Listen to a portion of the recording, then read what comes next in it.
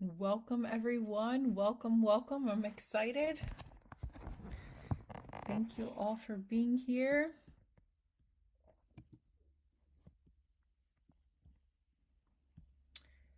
And as we're waiting to get started, would love to hear from you. If you can either unmute yourself or you can put it in the chat.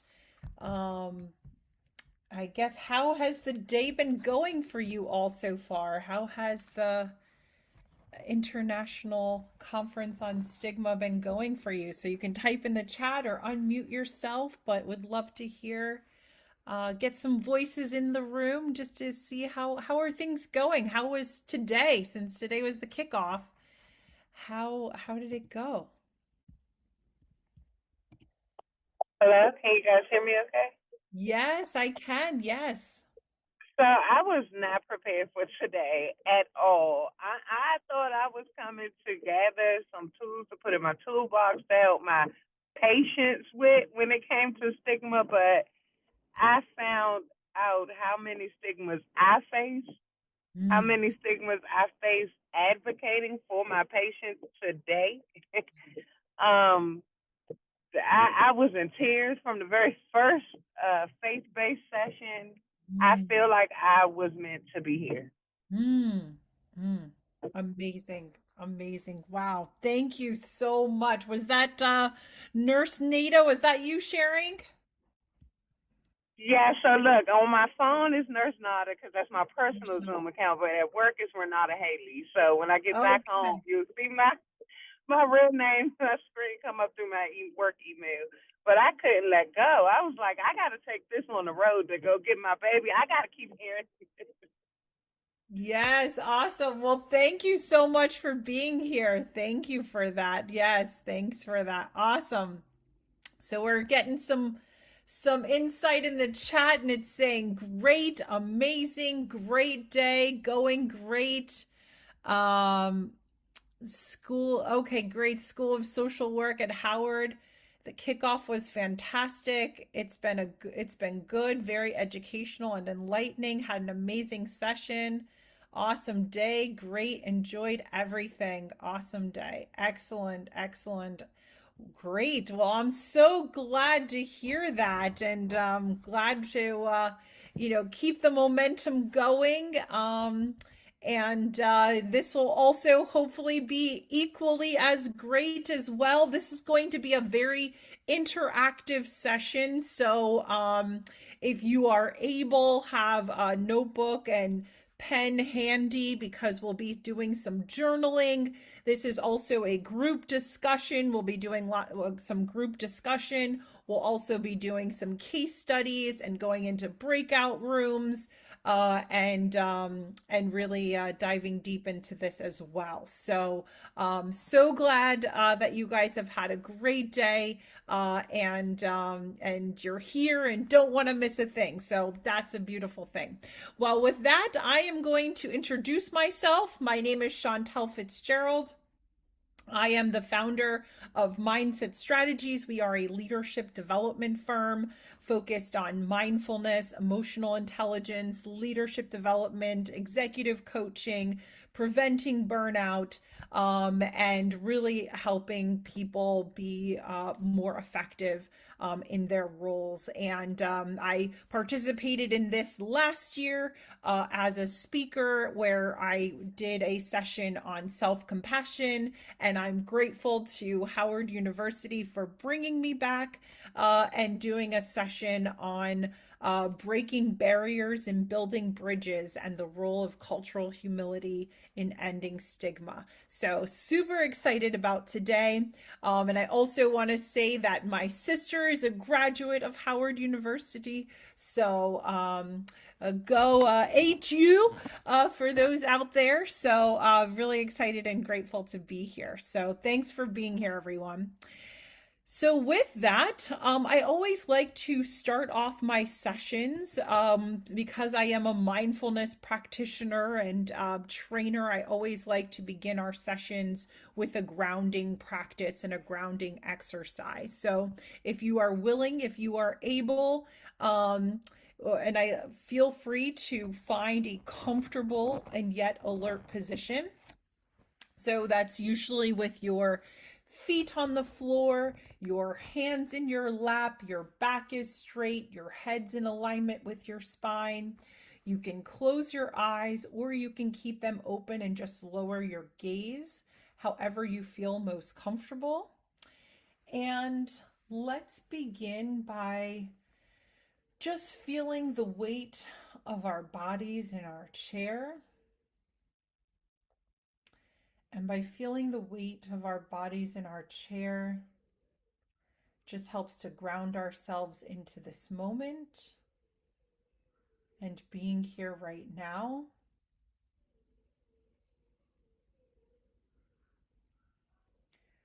Another way to ground ourselves is to just notice our hands and where our hands are located, not trying to do anything differently, but just noticing our hands, where they are, perhaps resting on our lap, our fingers intertwined or not, but just noticing our hands and where they're placed as a way to ground ourselves into this moment.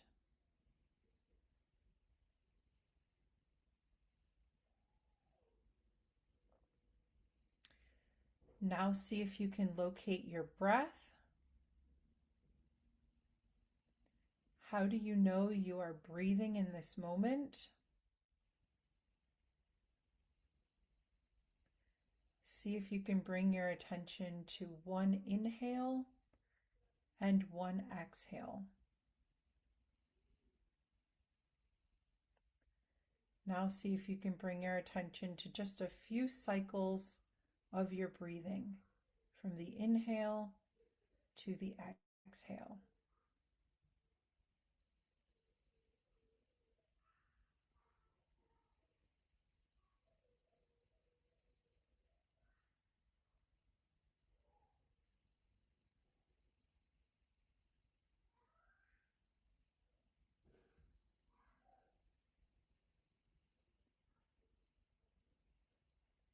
Now feel free to set your intention.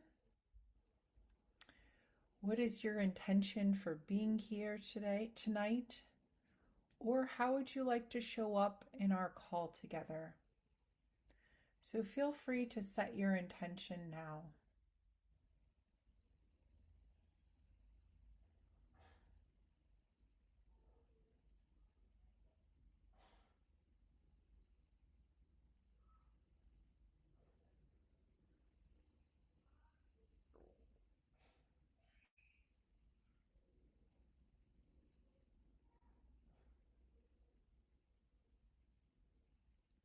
And with that, let's take a deep breath in and a slow exhale out. And in a moment, I'll ring the bell and see if you can just listen to the bell for as long as you can until you can no longer hear it. And then when you can no longer hear it, feel free to open your eyes and bring your attention back to the room.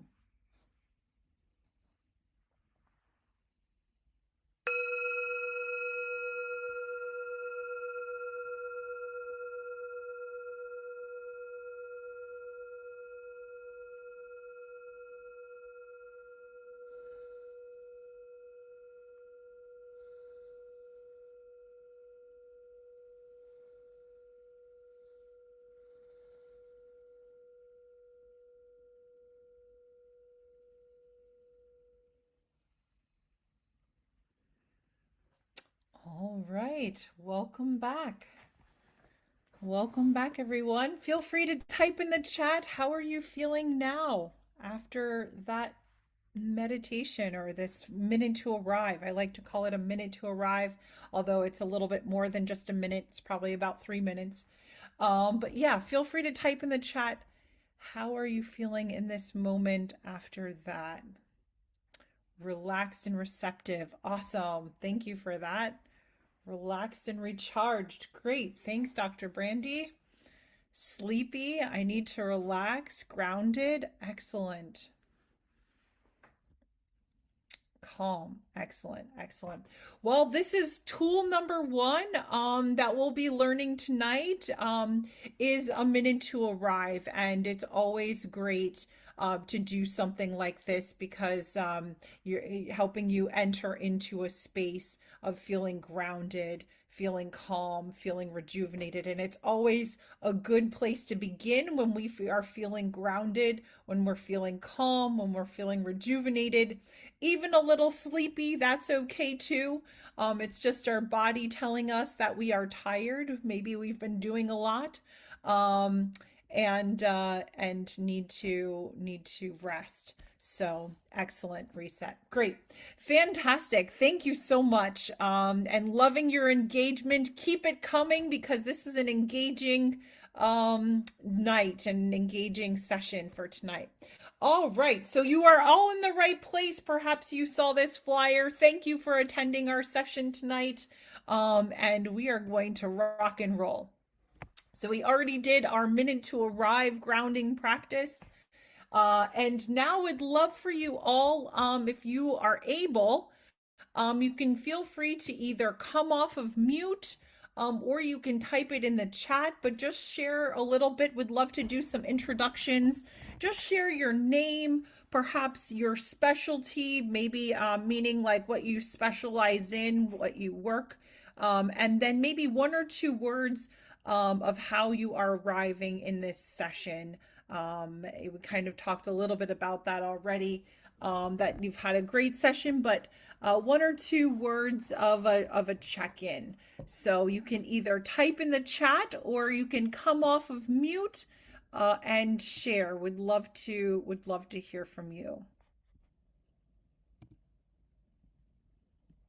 Awesome. So we have Sohil Reina, physician and teacher. Awesome. Thank you. And what's your one word? Social work faculty, arriving to learn. Excellent. Behavioral health service evaluation. Awesome. From Seattle, Washington. Amazing. Thank you for being here, Felix. Great. Manager, eager and focused. Great. Excellent. Anyone else want to check in? Lizzie, peer advocate from Long, South Carolina. Great. Excellent. Gloria Bell, chair of Howard University. Wonderful.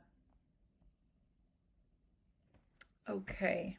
Hospital Patient and Family Advisory Council. Great.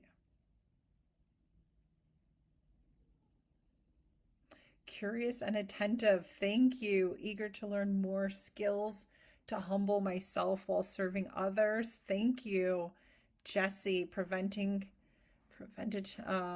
STI prevention, feeling grateful for all the participants today, ready to learn more. Excellent.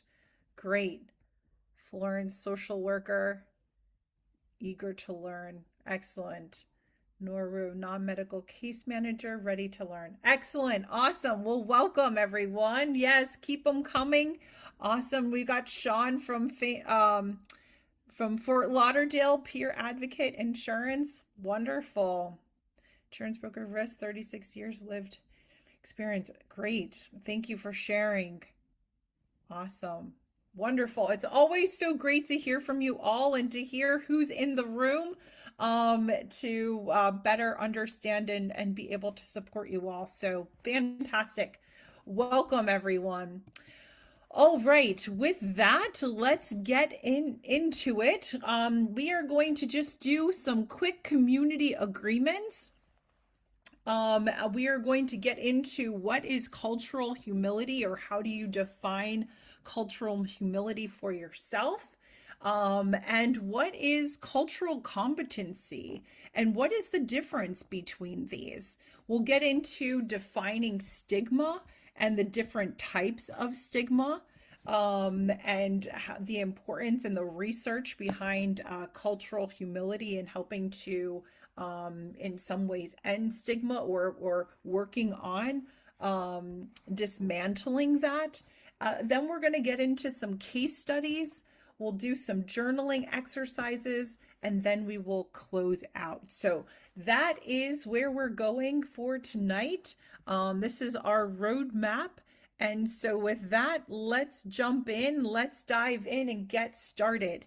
It's always great when we are in community to kick off with some community agreements. So, just so that we all feel safe in our space tonight, we support and encourage each other. And it's important to have community agreements and also consider doing this when you go back to your teams, when you go back to leading in your realm of work, to consider starting, and maybe you already do, to have community agreements with the people that you serve with, just so that we're all on the same page. We can hold each other accountable, and we have meaningful values to reconnect to. So here are some examples of some community agreements, and then you all can create your own as a collective. And some of these community agreements can look like take space and make space, meaning that if you tend to share a lot, make space for other people to add their voices to the room. Or if you are somebody who tends to be maybe more on the quieter or shyer side, we would encourage you to take space and speak up and share your perspective and share your thoughts and experiences. So this is an example of what a community agreement would look like. If this is something that we choose to add. Taking care of yourself, whatever that means to you. And then, of course, in some ways, the Vegas rule, confidentiality, are some things as well. So with that, would love to hear from you all in terms of what community agreements would you like to set for our time and session together tonight. So you can either put it in the chat, you can come off of mute and share, but would love to hear what's important to you and our time together, and really moving forward potentially for this entire conference. What is important to ground ourselves in when it comes to community agreements as we work and learn together with each other.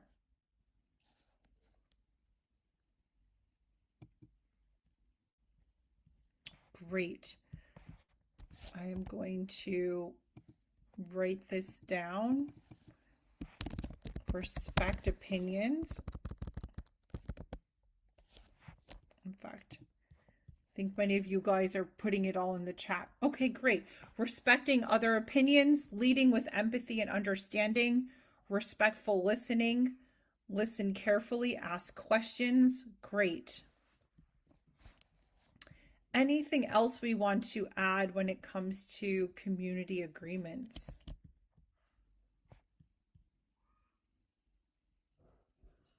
Being non-judgmental, I statements. Great.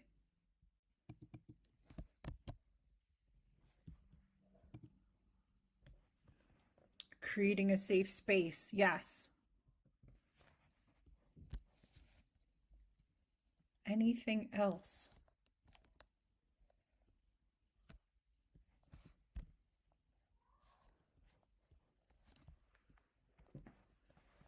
Okay. So community agreements are things that we can continue to use, and it's an ongoing document, if we will. So if there are things that come up, we can always add to our community agreements as well. If there's anything that comes up, I always like to add, especially when we are doing things virtually, is grace with technology. There's always sometimes a blip or a tricky situation that happens in the moment. So I always like to add grace to technology moments if we come across any, because we just never know when technology fails us in the moment. And I feel like we've all experienced those moments of when technology doesn't work for us in a critical moment. So yes, having grace with technology. And I said, oh, and I like grace, a new value. Great. Excellent. Yes. So having grace. Okay. Well, with that, let's jump in to what is cultural humility? So again, feel free to type in the chat, unmute yourself. Would love to get some voices in the room. How do you all define cultural humility? When you think about that word, what does that mean to you?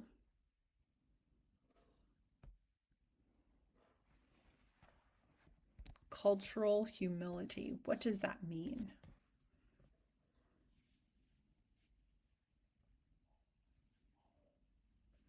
Being humble, open to other cultures. Yes. Thank you. Kudor, not judging. Great. Excellent. What else? Kindness with works. Okay. Kindness with works. De-empowering oneself. Great. Learning and look for strengths. Learning and look for strengths. Understanding differences. Seeing the value in communal philosophies I am unfamiliar with. Yes. Reflection. Sensitivity to others' culture and values. Yes. Yes. Respect. Being open-minded. Yeah. Great. Any other words come to mind? Being mindful, granting self grace. Yes. I'm curious about Lizzie. You mentioned kindness with works, or did you mean kindness with work? I was just curious. Can you share a little bit more of what you meant by that? Kindness with works with means showing that solidarity, showing I don't want to say humility again, that kindness with the work that goes along with what we need to put in to accomplish that goal. Mm-hmm. Mm-hmm. Okay. Great. Thank you for sharing and explaining more of that. Yeah, perfect. Thank you for that. No culture is superior or inferior relative to other cultures. Yes. Yes, great. Affirmation, culturally intelligent. Ooh, how do I pronounce your name? Is it Kadori or Kador? Snell? Qdor, yes, Qdor Tudor. Snell. Yeah, Yes, that's culturally right. intelligent. Yes, say more about that. Yes, I always, and I like the fact that you were going to make the distinctions between being culturally competent, because I don't think one can be completely competent in another's culture. So I much rather prefer the term of being culturally sensitive or Mhm, culturally intelligent. Just learn, be mhm, open from what you can learn and not be. I take students to South Africa on a trip. And I always tell them, pardon this, I'm also American, but I also tell them, don't be an ugly American mhm, thinking you know everything to tell mhm, folks how they should live and what they should do when we don't even get it right here. So just be open to mhm, learn and to be respectful and don't judge. mhm, mhm, Yes. mhm. Yes. Yes, well said. Thank you. That was wonderful. Yes, exactly. And we're going to dive deeper into that, Kyodor, about the difference between cultural humility and cultural competence, and what is the difference, and why they both matter, but why one is also more of a lifelong journey as well. In some ways, both of them could be too. Great, excellent. So let's get into the definition of cultural humility, and then we're going to get into the definition of what cultural competence is as well. And so with that, um, let me share my screen so you guys can see. So the definition, you all pretty much nailed it in terms of what you shared and what your thoughts were when it comes to cultural humility. And it's really, it's an approach to understanding and respecting other cultures and identities of individuals and communities. It really focuses on this idea and this commitment of lifelong learning, right? We're never going to know everything about somebody's culture, or somebody's background, or other cultures. So it's this commitment that we are constantly learning and will sometimes have to relearn, unlearn.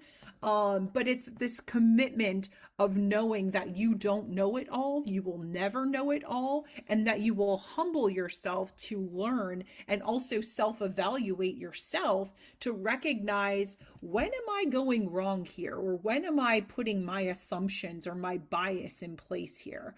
And so it's really about that lifelong commitment. And then it also encourages us to recognize our own biases, our own power dynamics. I love what you had mentioned there about Kyodor, about that American that happens to know it all. We need to be, that when we travel to different countries and perhaps get a different reaction from the locals in a different country based on how we maybe are coming off to other people, as well. So it really helps us to recognize our own biases. It helps us to recognize potentially our own power dynamics, and the limitations of actually cultural knowledge, of actually knowing different cultures. But being able to continuously have an open mind, having respectful relationships to really better understand others and their backgrounds, as well. So now let's look at what is cultural competence. So if cultural humility is being open-minded, and it's about lifelong learning, and it's about recognizing our own personal biases and power dynamics, what is cultural competence? So I would love to hear from all of you, again, in the chat or unmuting yourself. How would you define cultural competence? What's the difference?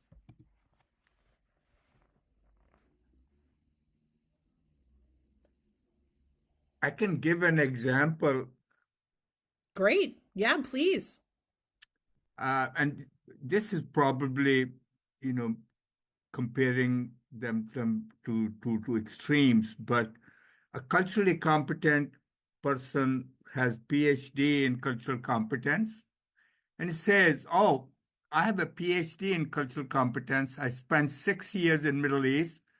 I know all about Palestinians. Mm. I know what they like."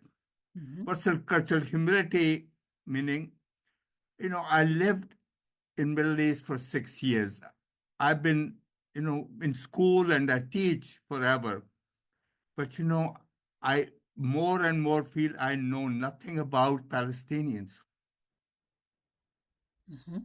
Mhm. Yes. Yeah. That is an absolute spot on example. How do I pronounce your name? Sohail? Sohail. That's what I thought. Okay, Sohail. So that's a perfect example, Sohail. Thank you for sharing that. That's exactly right. A great example of, yeah. I know the Middle East. I know Palestinians. I have a PhD in this. And yes, cultural competence is knowledge. That's exactly right. Sean writes in the chat, knowing versus applying what you know. Patricia says, knowing specific cultural mistakes not to make. Right, right. Akudora says, or arrogance. It could be. It could certainly come off as arrogant, depending on how the person shows up. But yes, cultural competence is more around knowledge. Like, oh, I know it all. Like, I know everything that there is to know, about this particular culture. And so therefore, and then what Sohail said about, cultural humility is like, well, actually, I might not know everything there is to know about Palestinians. There's more things that I could be learning, and that would be more cultural humility, or arrogance when compared to one's own culture. Yes, yeah, that's also very true. So let's look at this, and let's see how cultural competence is defined. But that you definitely hit the nail on the head as perfect examples, is that cultural competence is the ability to understand and be able to interact effectively with others from different cultures by perhaps representing or respecting their values, respecting their beliefs, understanding their norms and their culture.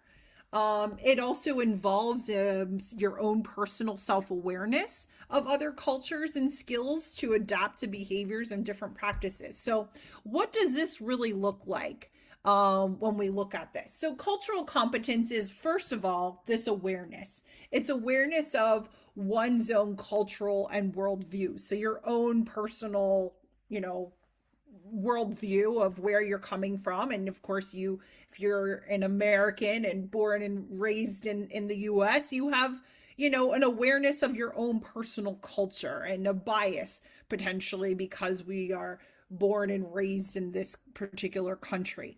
But when we go, for example, if we were to travel abroad, and or we don't even need to travel abroad, we can be right here in the United States and visit somebody's home or religious space, that is a different culture from your own. And are you open? And it's this attitude. Part of cultural competence is an attitude of being open and accepting, and an attitude towards cultural differences.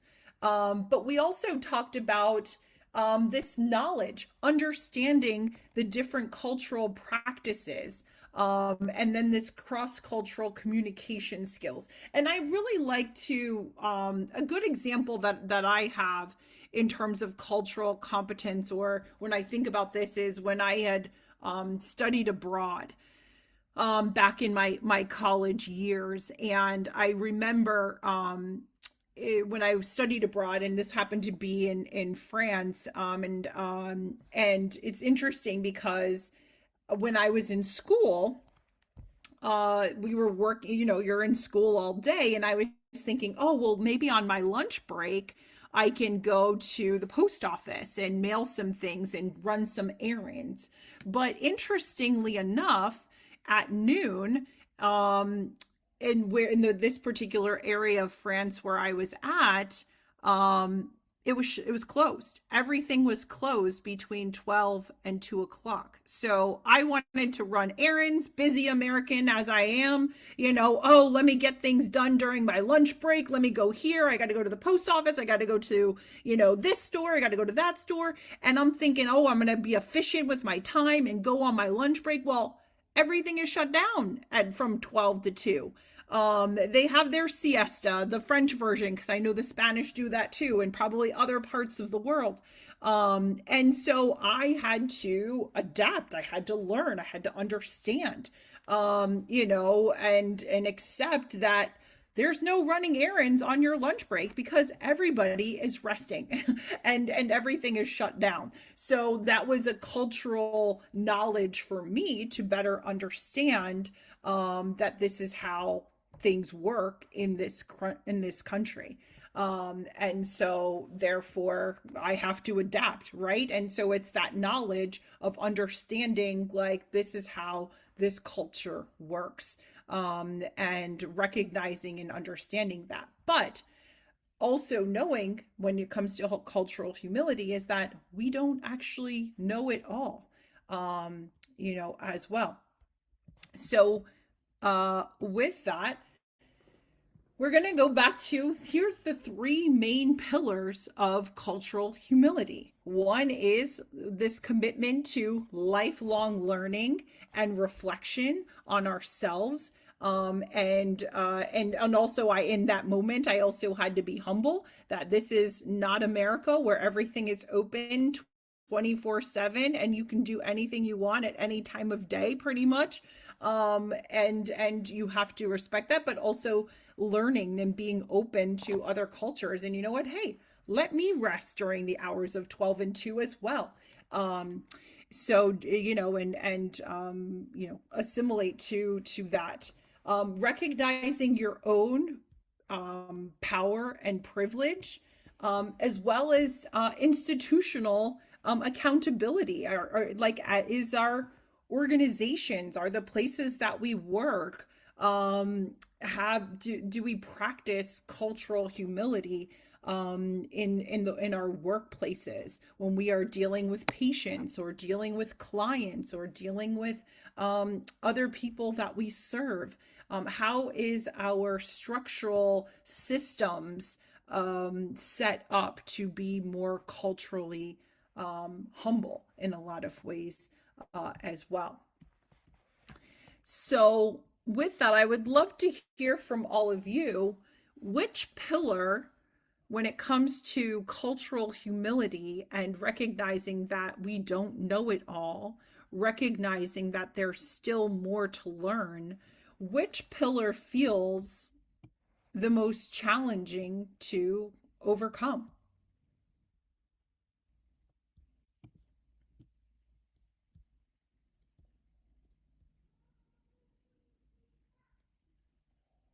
I think power structure, because the situations where I work in are either my patients or students. So there's a big power gradient there. So for people to open up to me as patients, families to open up, or for the students to really share with me what they don't know, I need to find ways to de-empower myself.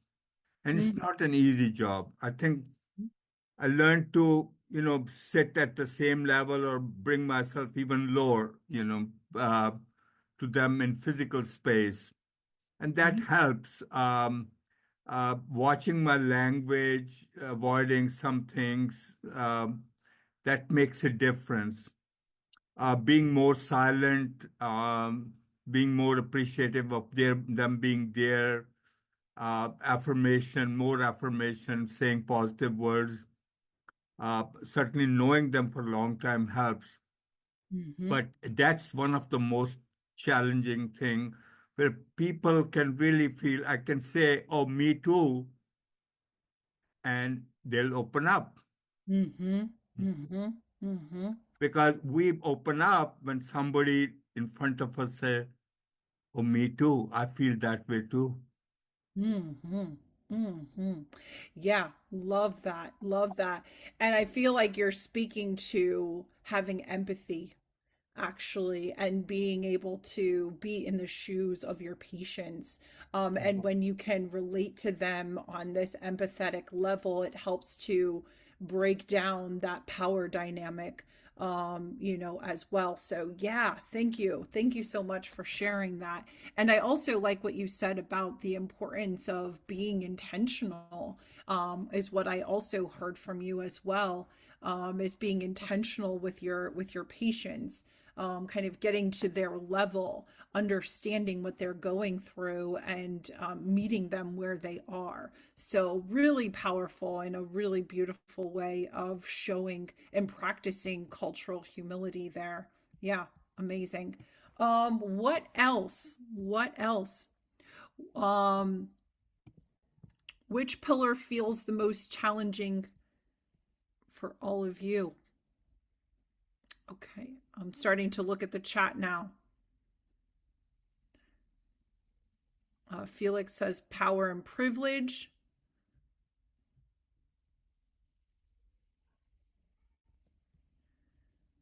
Lifelong learning, always to be eager and open and receptive.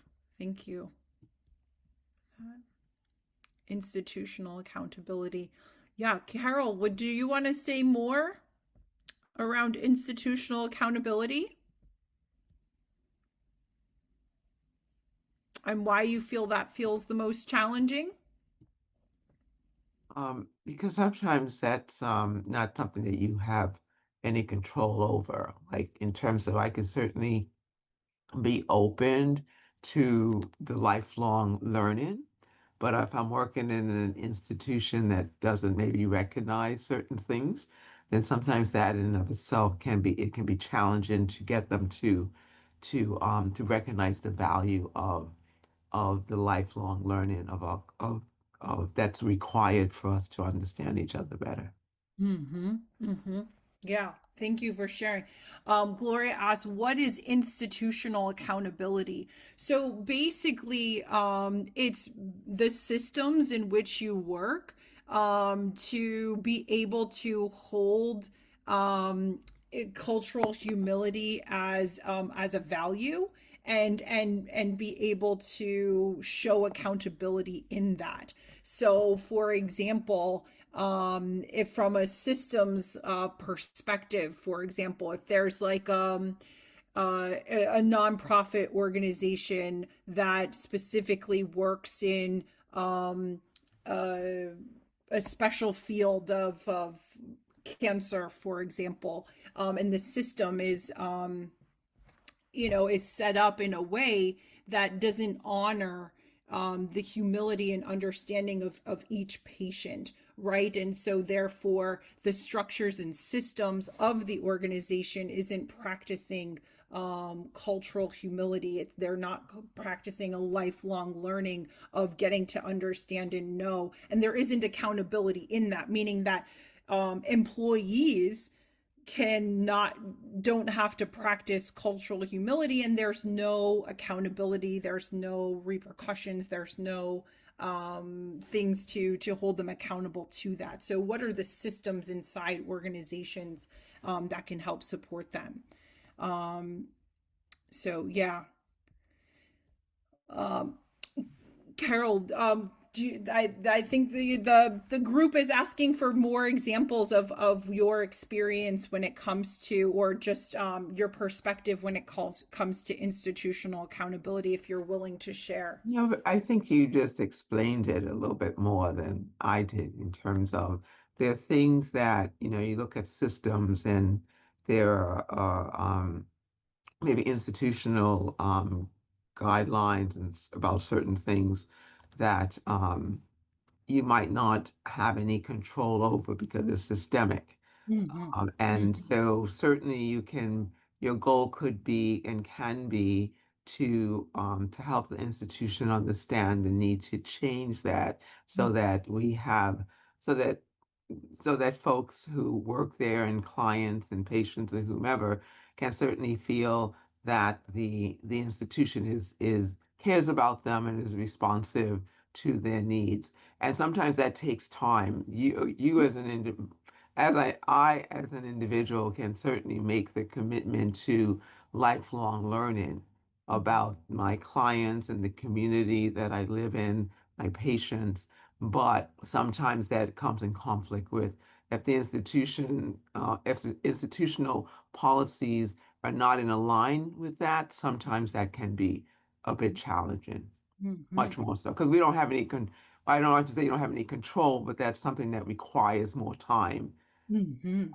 and commitment to do versus your individual commitment to lifelong learning. Mm-hmm. Yeah, yeah, absolutely, absolutely.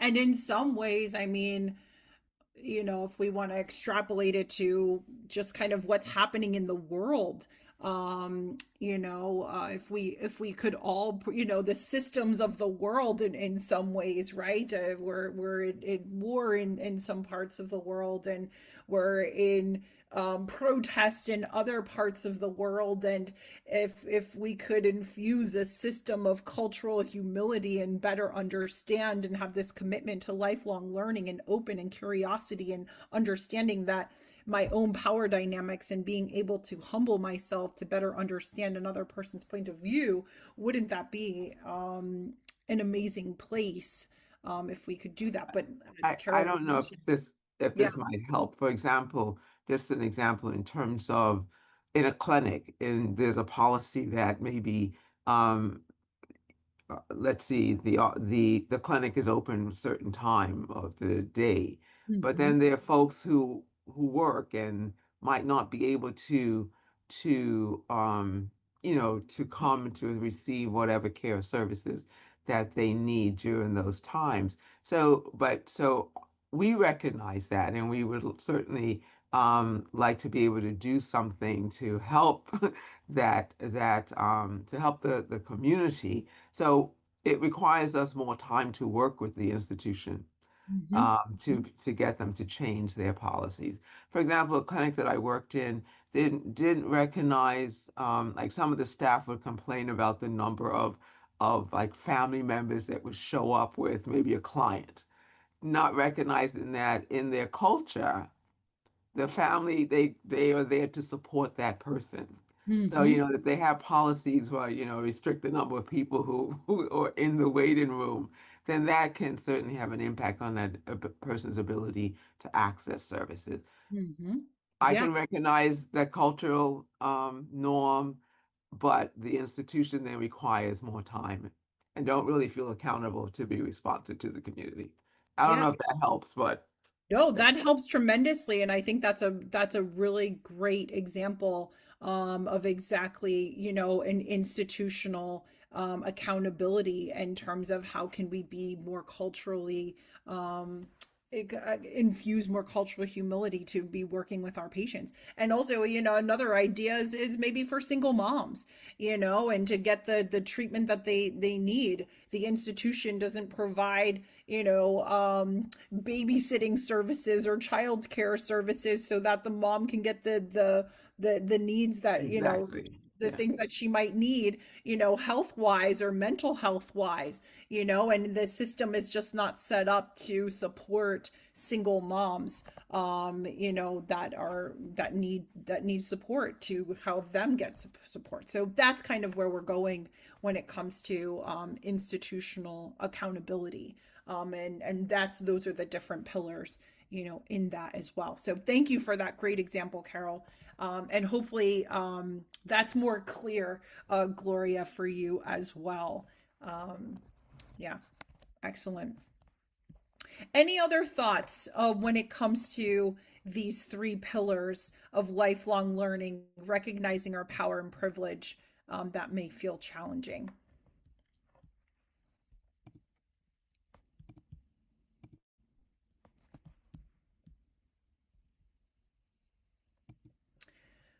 Okay, so now we're in the area of defining stigma. And we are at the international conference around stigma. And so, what is stigma? Um, and so, that's the mark of disgrace associated with a particular circumstance, quality, or person. And so, you guys have all been in sessions already around stigma.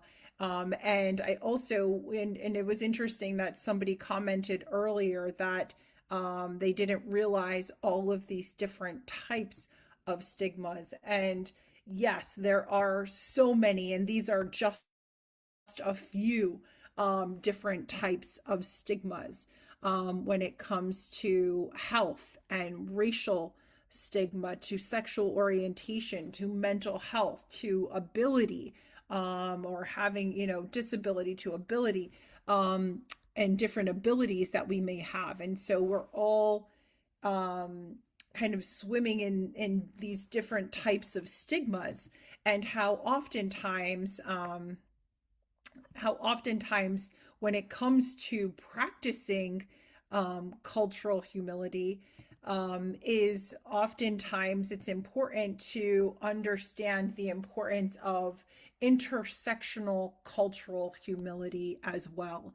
That there are, when we were talking about cultural humility, we were talking about, in some ways, perhaps maybe you know, a siloed space, but recognizing that when we are practicing cultural humility, it's an intersectionality of a lot of different things. So when we're working with patients or we're working with clients, recognizing that there are so many different stigmas that could be attached to this one person, who may identify with a lot of these different stigmas. And so, how do we recognize that when working with patients, working with clients, that they are coming to you for support, for guidance, for health reasons? And can we recognize that there may be a lot of intersectionality when it comes to working with individuals from, you know, that represent a lot of different intersectionalities,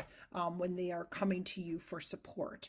And so, as practitioners, as healthcare providers, as leaders in our work, how do we become more intentional, and recognizing the intersectionality of individuals, but how we also connect, when we are working with them, this cultural humility and recognizing that we don't know everything, and the way that cultural humility is going, and from the research, it's really interconnecting on and weaving in all of these intersectional identities, that people bring to us with our work, as well.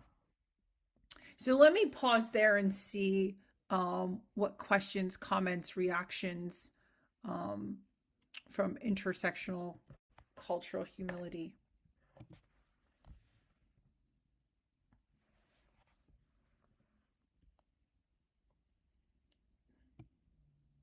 Okay. So, with that, I would love for you to do a quick journaling exercise, and I will give you all maybe about 5 minutes or so, or maybe a little longer, um, to journal about the following prompts. When you think about your work and your leadership and the work that you do, what power and privilege do you hold? Where do you have influence? And where do you experience marginalization, in your work? So, feel free to break out a pen and paper. I'll give you about 5 minutes, and I will ring the bell when 5 minutes is up, so that we'll move on to the next exercise. But go ahead and journal about this for a few moments.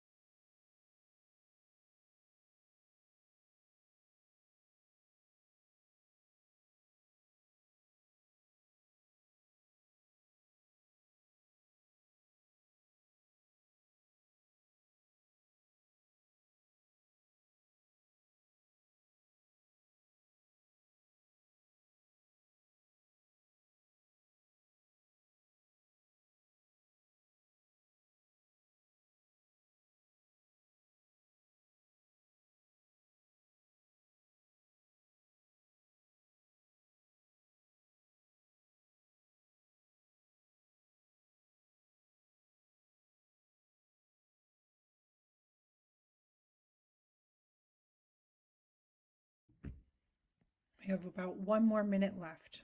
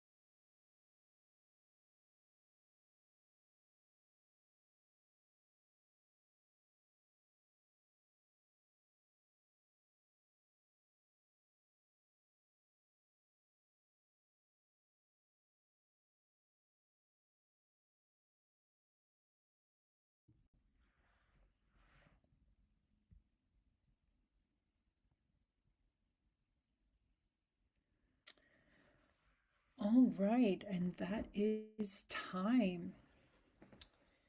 So, with that, would love to hear from all of you what came up.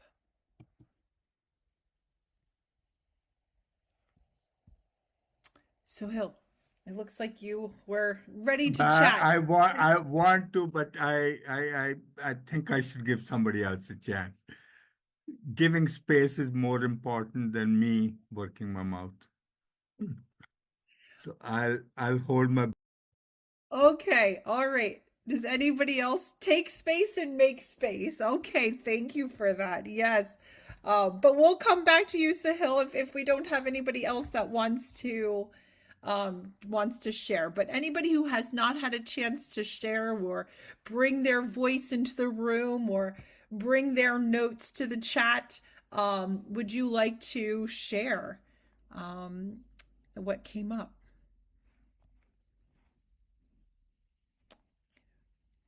In and through my academic qualifications, from teaching students and as a mentor, as a person of color, experience marginalization or social work is undervalued and not recognized. I yield my space. Awesome. Cynthia, yes. Thank you for raising your hand. Please. Okay, I chose the first one. Um, what power and privilege do you feel you hold? And I said, when I have the knowledge and I'm able to share the knowledge that I have with others. Mm-hmm. Mm-hmm. Mm-hmm. Great. Great. Yeah. Thank you for sharing that. So when you have the knowledge and you're able to share with others, recognizing your own power and privilege. Absolutely. And also how you can influence in that way as well. Great. Thank you for sharing. Anyone else?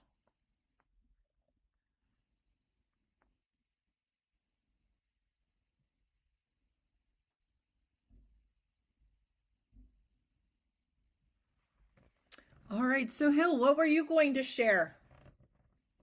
Well, this is an area very close to me, so I've had a chance to reflect on this even before this session. So I'm not an expert, and that's why I'm here to learn.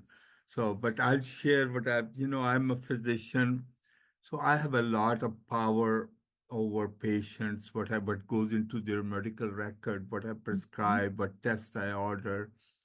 Uh, and it's knowledge of illnesses and treatments available, where I refer them to, the tests I order, and then they realize that I hold that power. Also, their medical records can defame them, cause a lot of problem with them for them at job and other places. So there is the power and privilege. Also, same thing with my medical students and other students. I have power over their evaluations. I have power over their grades. I even, in front of group, it's not uncommon practice to put somebody down and it humiliate a person that they carry it forever. Mm. Where do I have influence? That's a very relative thing. Some of the members of my team are here, and they know they have more power than me because they shut me up many times. But they are wonderful people, and that's my influence also.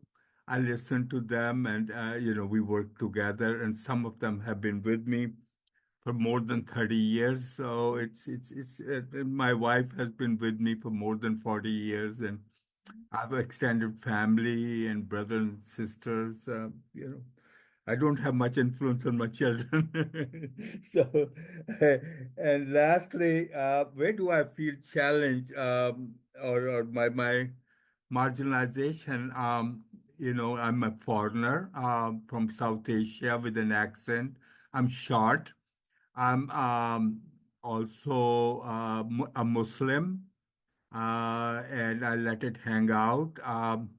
I sympathize with very non-traditional, you know, political positions in the way of bordering on socialism, caring for very poor people, Mhm. but also for political causes like it's not political, it is just plain speaking out against genocide and Holocaust, people dying all over the world Mhm. just for US imperialism. And I openly talk about it, but my posts never get any likes or hardly any likes.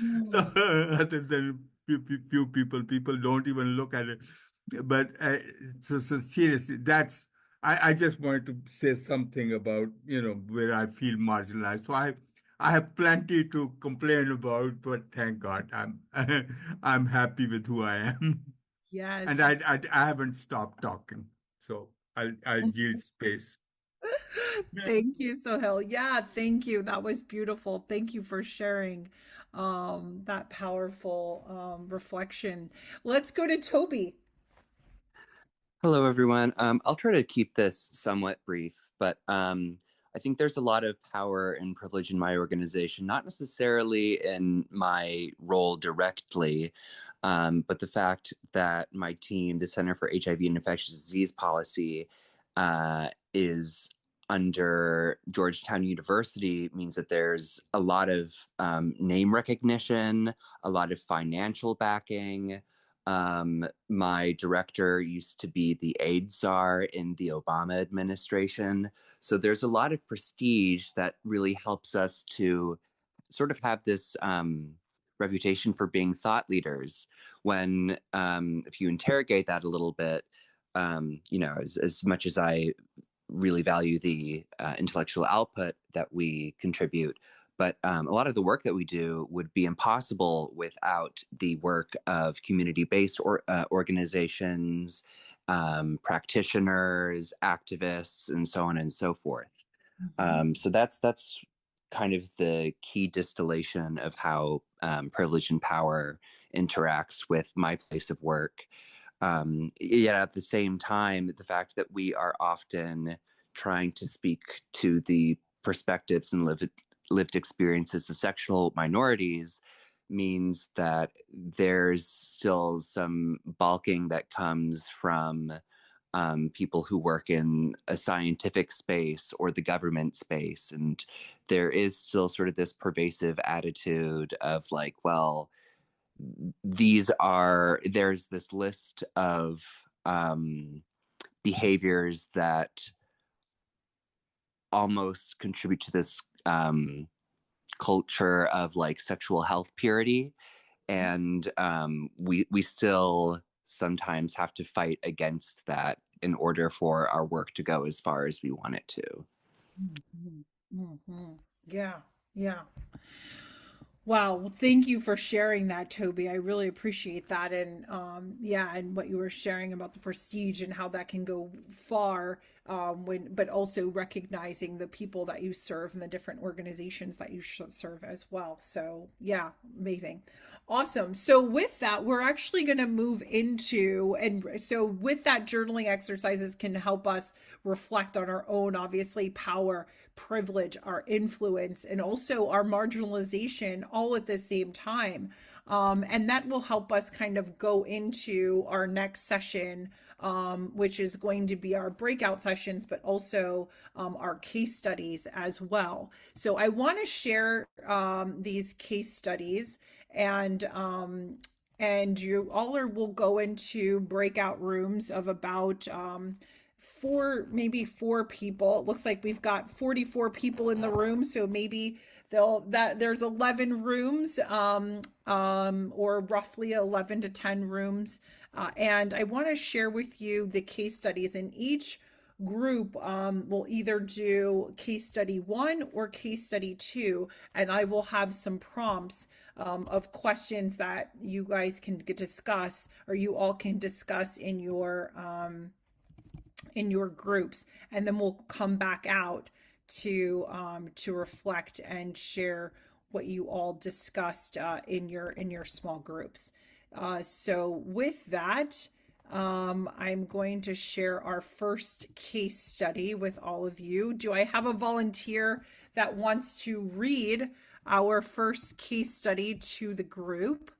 Hold on one second. Let me put this into presenter mode. Any volunteers? I will share this to read our first case study.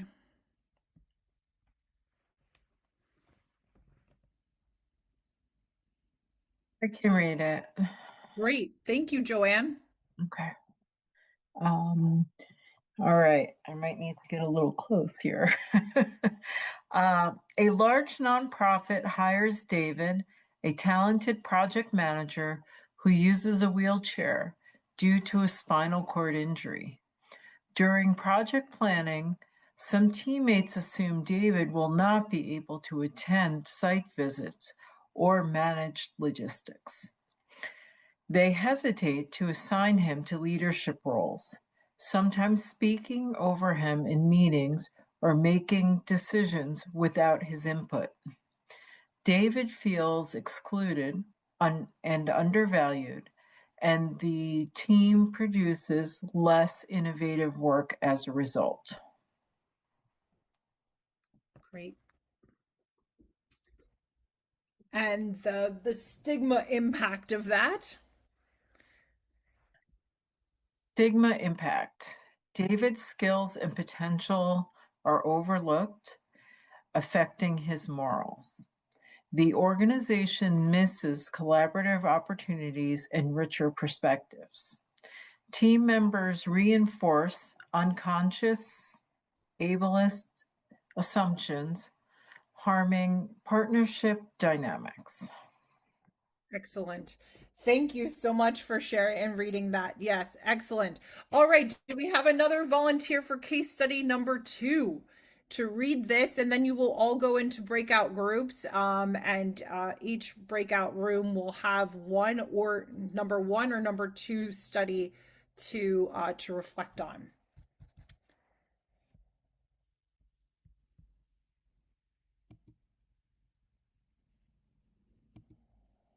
I can volunteer to read.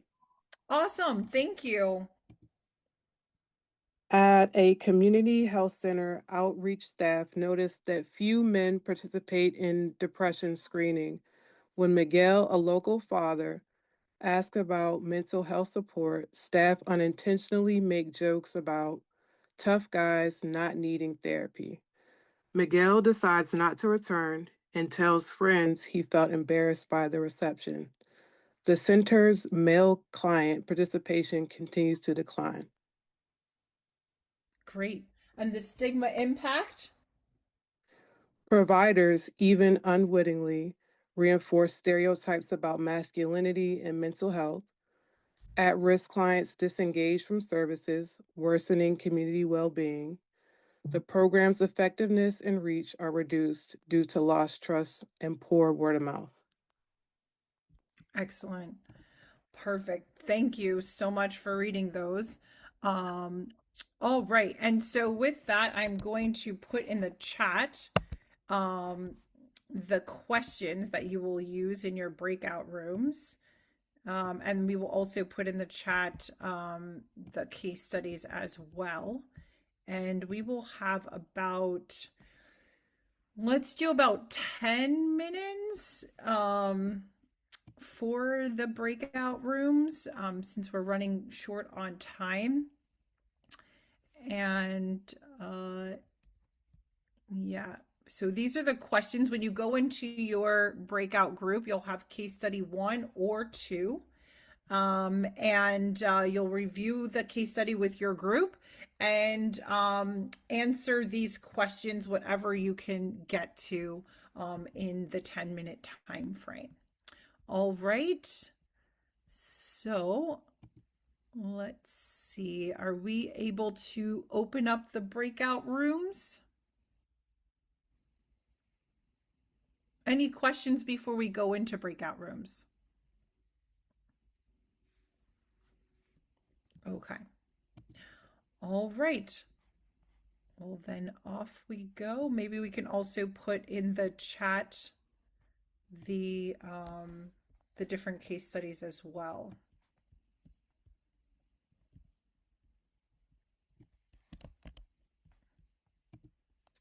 And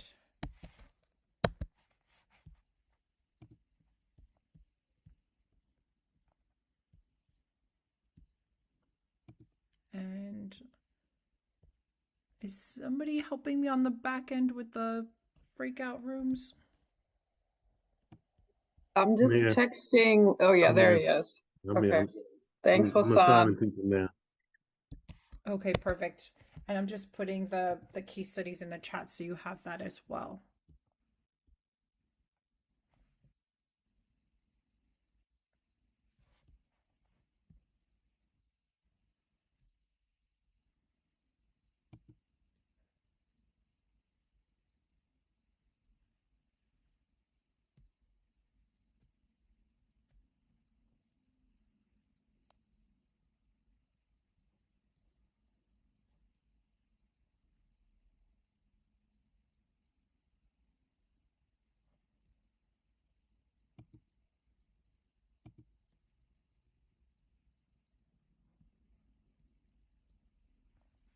All right, perhaps giving it a few more moments while Lasan puts us in breakout rooms.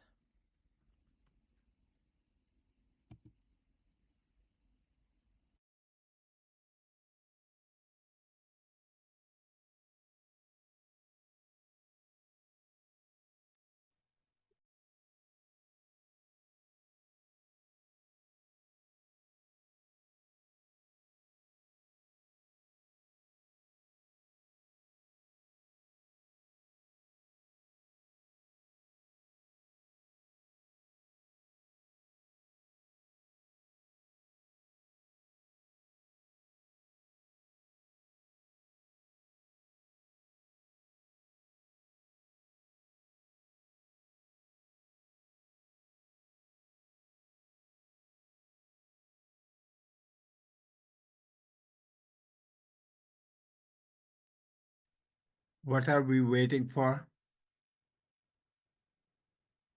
We are waiting for everyone to be moved into breakout rooms to discuss the questions and the case studies as a group. So I think our back end technical support is trying to put everybody in breakout rooms. So sorry for the pause. How many breakout rooms? I think there's, I don't know, 11. maybe 11. 4 each. That's good number. And 1 through 5 is already set, so you guys can resume.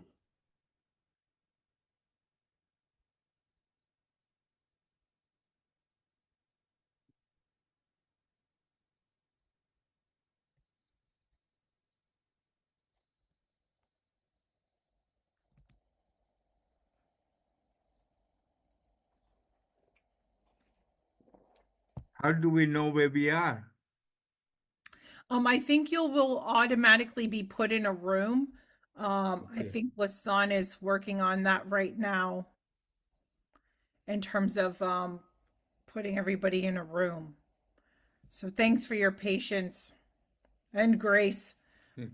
As mentioned, technology is not always on our side in the critical moments that we need it.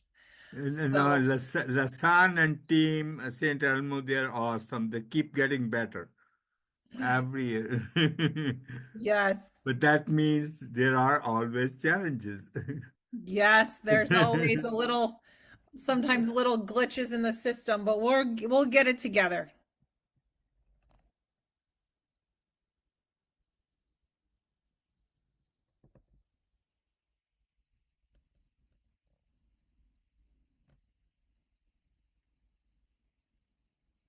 Almost there.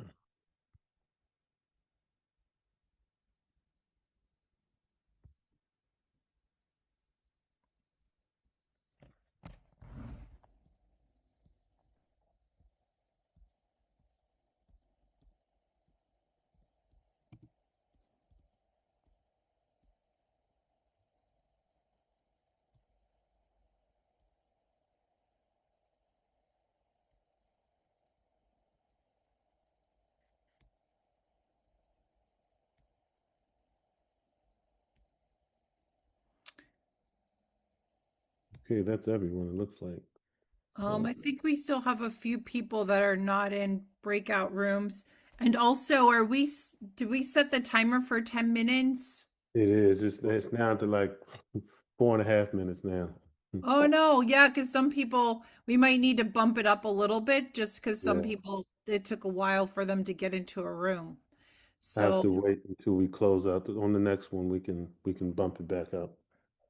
okay. Or you know what? Maybe don't have everybody come back to the room just yet. Maybe we you know what I mean? Because it can close out. Um, so I would say,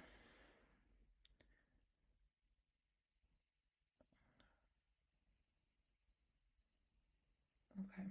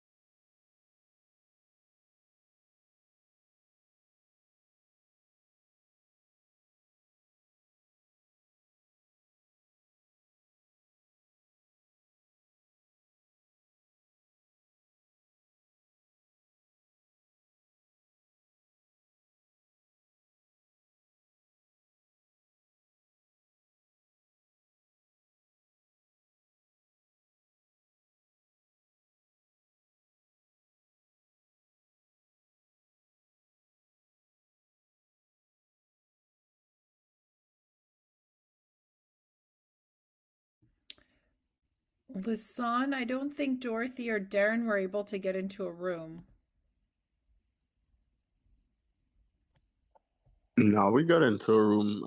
I guess it finished or it sent me back to the main room. Oh, okay.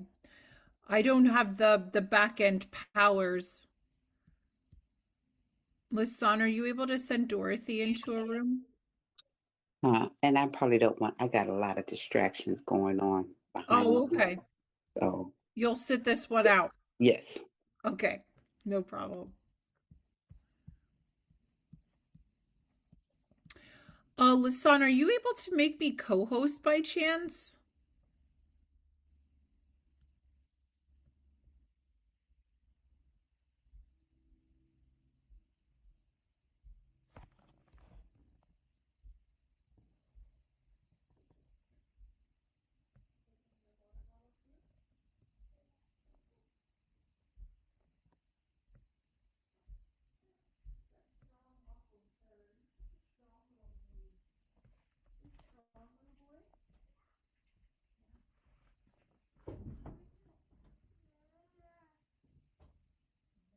Did you get it? The prompt Did I? to Yeah, co. I did see this. It does say, yeah, maybe we just leave it open for maybe 2 more minutes, so that everybody can discuss.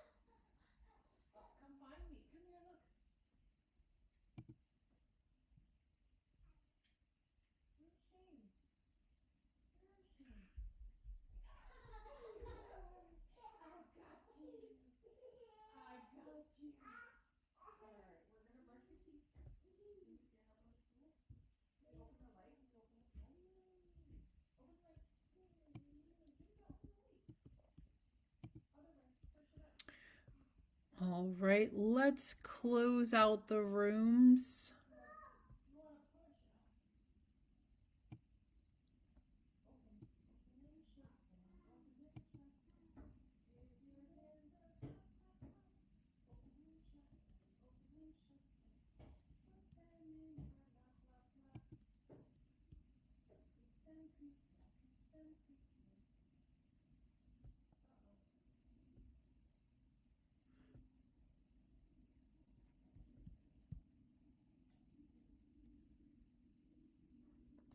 All right, it looks like everybody will be joining us back here in just 1 second.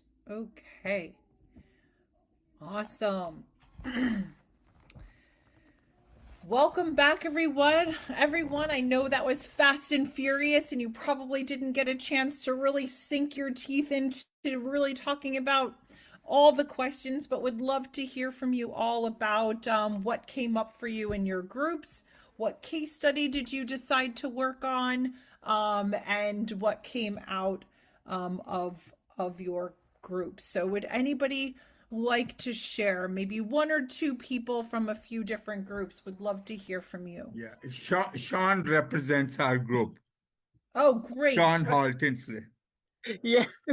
Great. Thank you. Hi, Sean. Hi.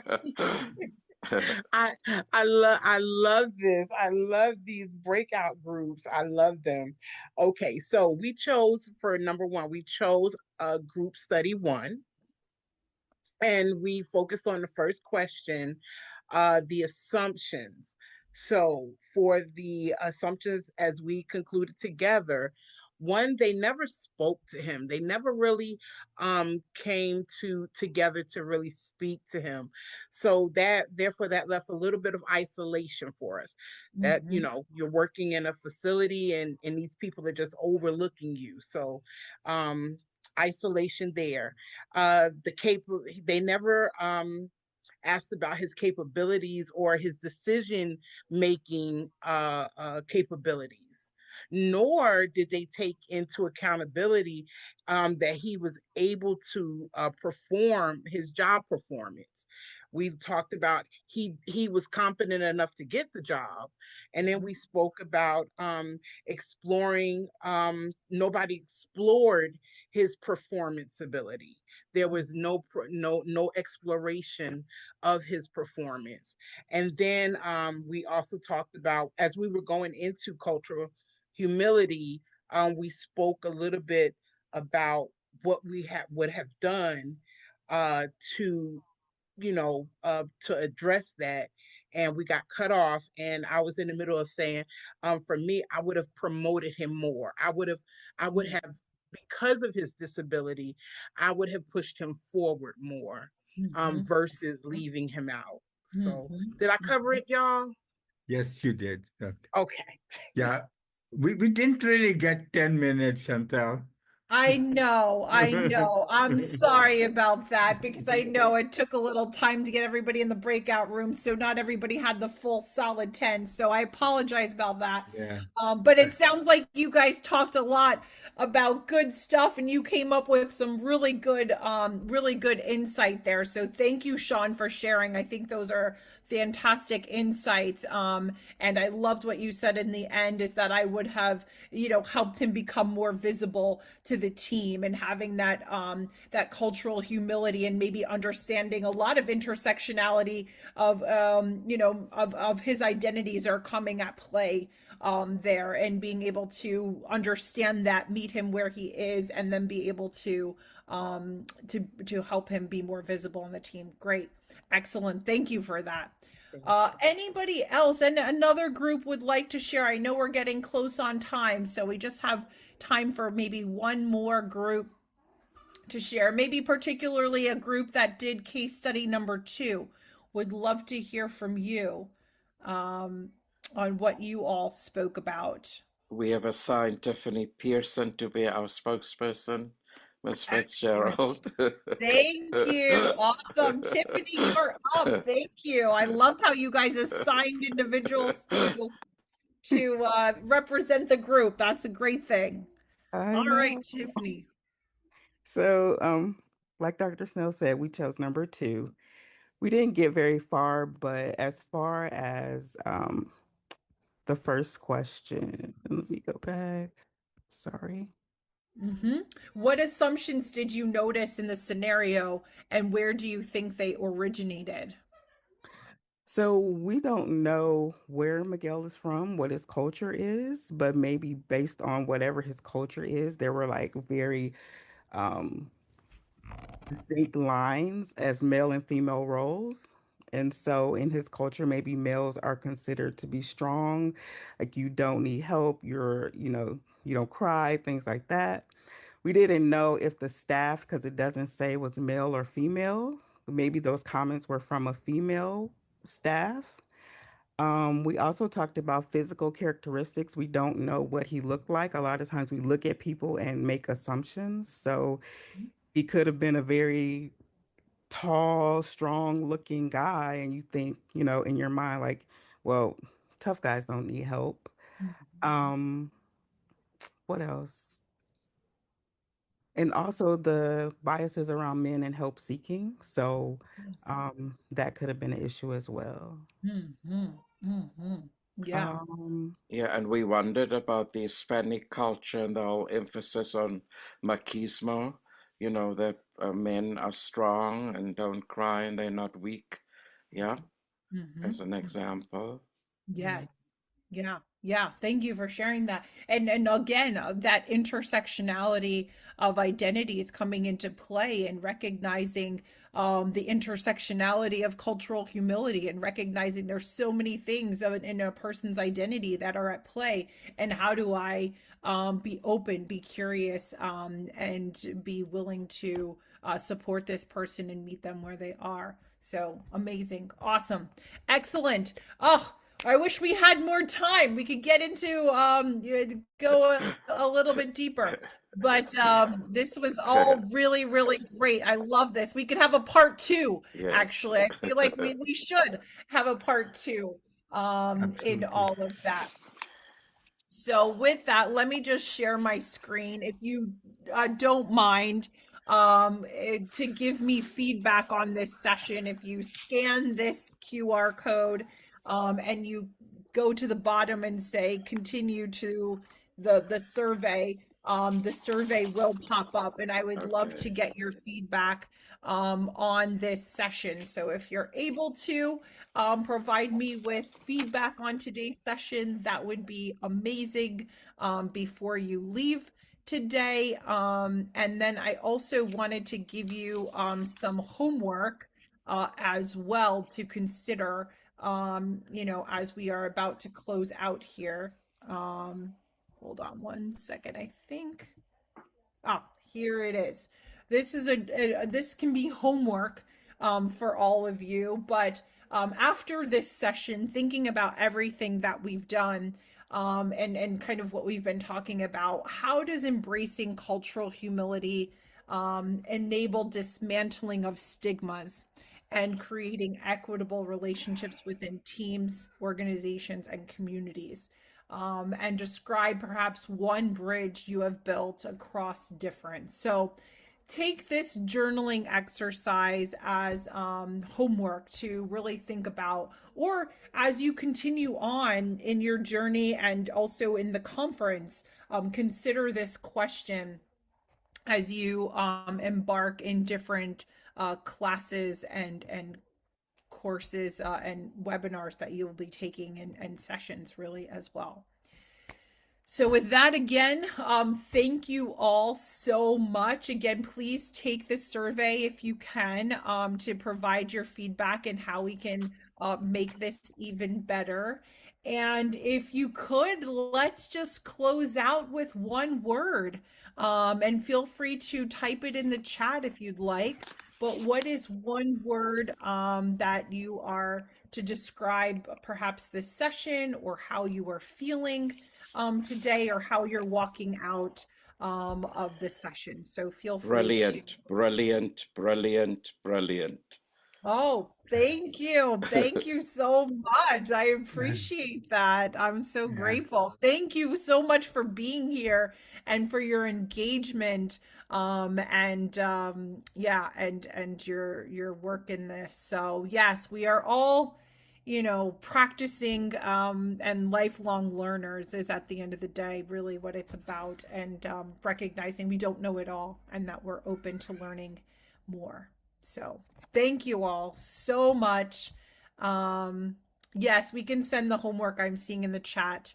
And yes, feel free to drop in your one word, but I like the words that are coming in: informative, serenity, enlightening, informative, fantabulous. I love it. Thankful, community.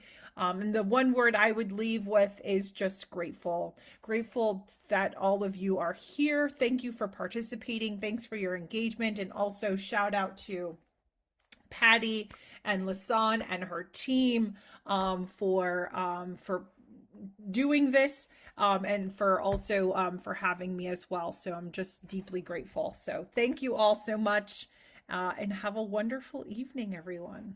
Chantal, thank you so much on behalf of Howard and the team.